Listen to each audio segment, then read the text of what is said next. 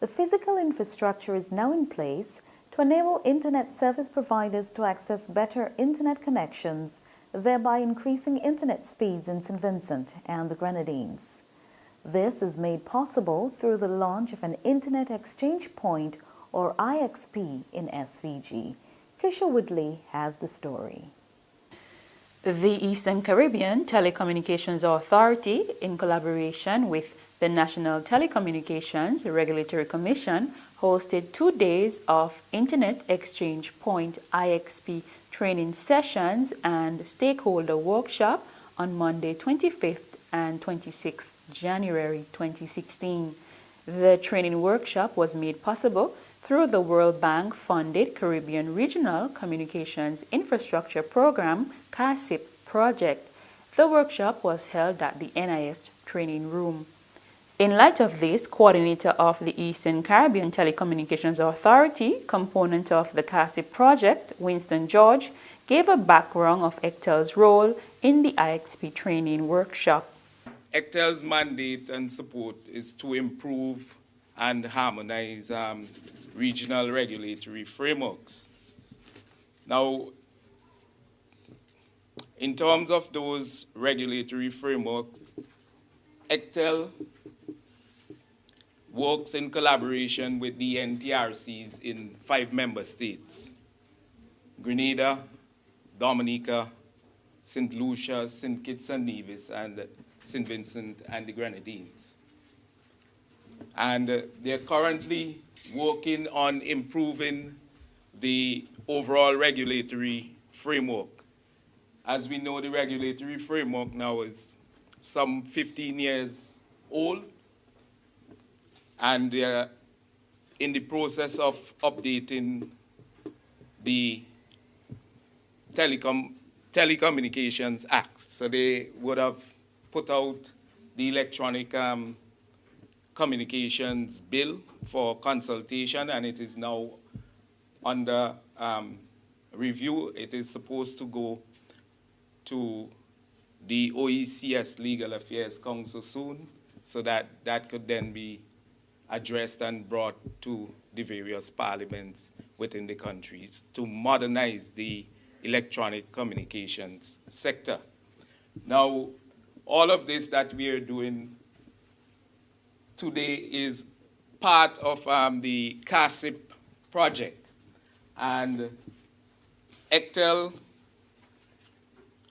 under the project, was supposed to provide implementation support to the Caribbean Telecommunications Union and the participating countries, which are Grenada, St. Vincent and the Grenadines, and St. Lucia. And essentially, that was to provide technical assistance to improve the legal enabling environment to maximize the benefits of the infrastructure, one of which is the National Internet Exchange, also subsea fiber and the National Broadband Network. The second part of it was to strengthen the competitiveness of the telecommunications market in the medium term and knowledge transfer and capacity building to support effective sector regulation and development. CARSIP National Project Coordinator Roxanne John said the Internet Exchange Point has been in operation since the IXP came to fruition in the last quarter of 2014. According to John, CARSIP played a critical role in getting equipment for the IXP. So we had the team from CARSIP will have played a critical role there. Then we have NTRC, the National Telecommunications Regulatory Commission. They will have been very instrumental in organizing the working sessions, which included telecommunication providers, the government, NTRC itself, in obtaining specifications, the list of equipment, and getting technical support and additional equipment from Packet Clearing House. They would have provided us router and switch, and also provided some guidance. And they also will have drafted the MOU, Memorandum of Understanding, and agreement, and also in selecting the best location for the IXP, which is currently in Annisville. So we also have Packet Clearing House, Mr. Bevel Woden, and seemingly will also have played a critical part in the IXP. So the cost, approximately EC 166,000 or US 61,824, and CASIP will have provided US 42,525 or EC 114,217 to the procurement of the equipment. The other contributors will have been Packet Clearinghouse and NTRC will have provided. So for the benefit of those who may not fully aware of what the IXP is all about, it is a location at which internet service providers in country or locality exchange domestic internet traffic domestically between their customers and on a cost-neutral basis. So by doing so, they're avoiding having to send domestic bound traffic across expensive international transit providers. What does that all mean? Pictorially, this is what it is. You have, without an IXP, look at the bottom part in red. Internationally, you have local internet customer. So you're using the internet, you want to send an email to somebody here locally, but then they had to go to foreign internet service provider outside of IXP. You had to go to a foreign internet exchange, then go to the local internet service provider who you are, you have that connection with, and then it finally reaches a destination. So we said without the IXP, it is long, slow, expensive path. But with an IXP, at the top now, you have transition just across the board. The local internet exchange point is more about collaboration, said Director of the NTRC, Apollo Knights. He emphasized that the IXP was not an easy task to get started. The original plan was to just have Lime and Flow at the IXP. That was what was done in the other islands, Grenadines and so forth, so far in the Caribbean. But we wanted to make sure having everyone on board because the mobile providers have the most customers and they're the ones who generate most of the content. And we thought it was possible to get digital as well. So most of that initial time was done trying to get digital on board. And we were able to do that to start out with. So when some thought it wasn't possible, we were able to have digital come on and agree and work with us in the working group to get this IXP going. Also, there was originally planned to have the IXP located at the NTRC office upstairs here. That was the original plan, similar as done in Dominica and I think not for Grenada for sure. That's how that arrangement was. But we also thought looking down the road and to get the best benefit of it for all the parties involved, we were saying maybe if we get it installed at the cable landing station, that's where the submarine cable comes into St. Vincent, at least one of the stations. For the new cable, the most recent one we have, the Southern Caribbean Fiber. So we said that may be a good spot to have it, since all the providers were there at the time, I think. At the 2 were there, yeah, at the time 2 were there already, when we started out. So we said Digicel was the only one to get in there, but they already had some equipment on the same site, but not in the landing station. But in the end, it actually turned out better for us, because since that time, Digicel bought Southern Caribbean Fiber. So they started using as well capacity. Knight stated that a local IXP can be considered as the cornerstone for all local content development initiatives. He added that the real benefit of the IXP is shared by consumers. And also the providers, they'll also have some benefits. Because currently, each one have their own pipes, internet pipes to the US, which most of our content come from. And the bigger the pipes, the higher the cost to them. And if they have to bring that content locally to the customers, each one will need to have their own content caching separately, which is a cost.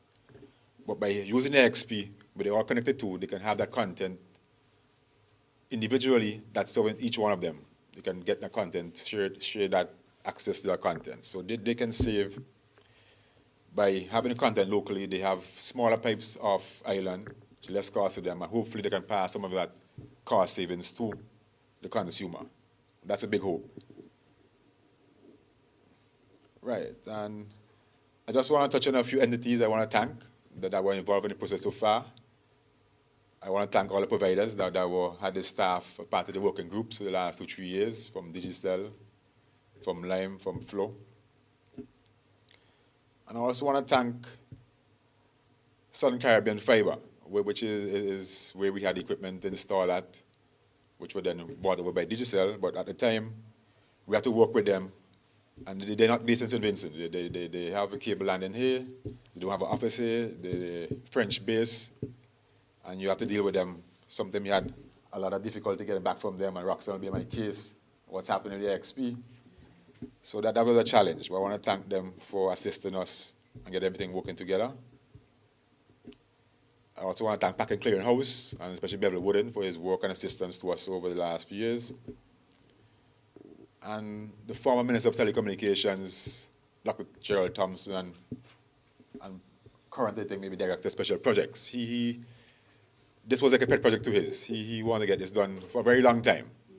Minister of Information and Labor, Honorable Camilo Gonsalves, expressed gratitude to Winston George, Roxanne John, Apollo Knights, Digicel, Lime, Columbus Communications, CTU, Ectel, Packet Clearing House, and the World Bank, through which the CASIP project is being funded. And to say that this is a very important milestone in the development of ICT and technology in St. Vincent and the Grenadines. We have a national development plan, which is supposed to be our roadmap for development through 2025. And under some very broad headings, we say in the area of ICT that we must increase access and use of information and communication technology in all aspects of life, that we must build competitiveness through the use of ICT, and that we should develop a robust, competitive, and sustainable niche ICT sector driven by small and medium enterprises. And under each of those heads, we have a number of interventions. But what it means from the perspective of the government is development and jobs. And that is what we want out of our ICT sector. We believe that technology, not only can it increase the efficiency of the government in doing existing tasks, but it is a trampoline, it is a springboard, it is a catapult that can get us further up the developmental ladder at a faster rate than we would have otherwise had to do. So when we look at the developmental experiences of other countries and the way that countries that have developed before us have gone through the path of development, we add ICT as an accelerant and say that we can skip some steps on the ladder if we properly use and utilize technology in our developmental path. So it's very important to the government that ICT be geared towards development. And it is also very important, and part of that development is that it generate jobs. It has to generate jobs in technology itself, whether that be app creation or dealing with hardware or software. It has to generate jobs in technology-enabled sectors. So it could be a regular job, it could be a newspaper, but it could be a newspaper that has been enhanced in some way through the use of technology. It has to generate jobs in content creation. It has to generate jobs in education. It has to generate jobs in service. And I know that very soon in the service sector, we'll be announcing formally the creation of 50 ICT jobs in the call center sector, but there are many other sectors in technology. And it's very important that when the government talks about technology in a small island with limited resources, we talk about things that can advance the developmental objectives of the country or things that can bring jobs to people. Other topics covered in the IXP training sessions were content hosting services and IXPs, IXP best practices, and policies and regulations for IXP sustainability, among others. Reporting for the Agency for Public Information, I am Keisha Woodley.